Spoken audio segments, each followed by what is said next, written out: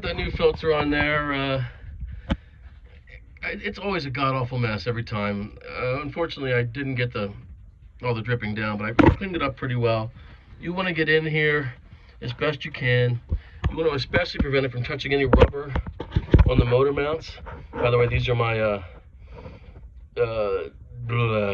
motor mounts that I replaced last year. They're from R&D Marine. We have them at the shop. They're fucking great. The stock Yanmars are garbage and really expensive, and this was a great upgrade option. Anyway, what I don't want to do, I spilled a little, I don't know if you can see, I spilled a little oil in here in the crack, and I don't want it to go back to this rubber piece, so I jammed a little paper towel in there to try and get that out. Looks like I missed it, but that will degrade the rubber in there, and that's not something you want. Obviously, if you hit any obviously if you hit any hoses or anything like that, you want to make sure that's nice and clean. But it looks like I got it. Not too terrible this time. Anyway, so that's it for the engine internals, so to speak. We ran fresh water via we took this hose off here and ran another hose into a bucket, ran fresh water through it, so it goes into your filter, down into your impeller, up here and into the heat exchanger, and then out the exhaust in the back there, down the hose and into the muffler and out. We flushed out all that system. We flushed that entire system out with fresh water, and then we flushed in -50 antifreeze, which is now residing in here for the winter and in my exhaust lines and in the water lines going in all the way to the, you can see the red color there in the big bronze primary filter. Then we sucked out all the oil from the dipstick down there. You can see the yellow guy down there. We put a new filter on without too much mess.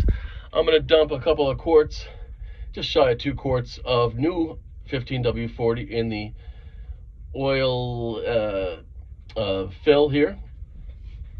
And I'm going to check the oil down again with the dipstick, make sure it registers.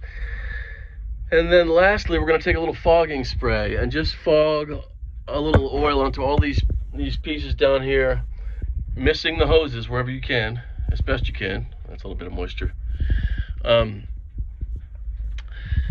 To help combat against rust. It's a little rusty right here on the thing, which is on the pulley.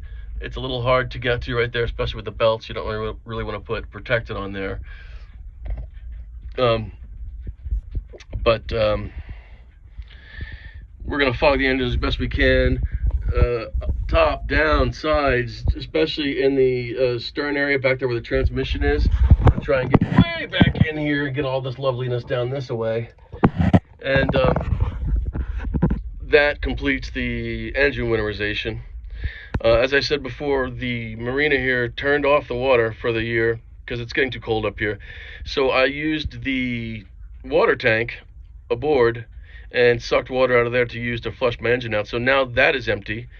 Although I still have to do some emptying of the filter element here. I'm just going to take the faucet pumps and pump everything out until it's dry. And then as a final step, I'll use my shop vac to just vacuum out all the lines and make sure every last little bit of moisture is out of there.